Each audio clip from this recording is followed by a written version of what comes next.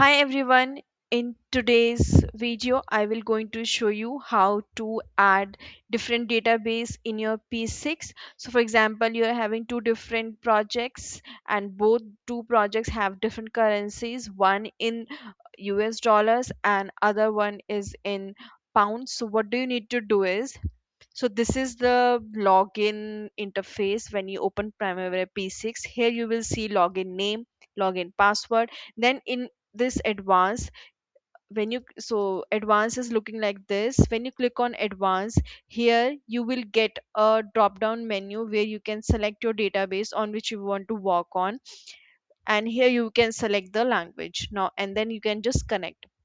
Now to add, to select this edit database configuration. From here, just add a database that you want to create. First select P6 professional standalone SQLite and then change it to ABC2 or 1 because I have already used ABC. Then click on add a new standalone database because I don't want it to be in my existing database standalone. So I have selected just a new standalone database. Then click next, and from here you can give a password. So I'm just giving a admin admin.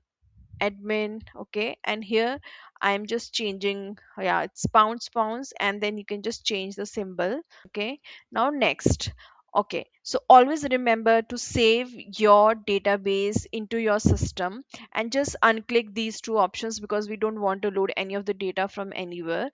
To save the data location, you can see these three dots. Just so here you can say ABC2 and then save. So it's saved.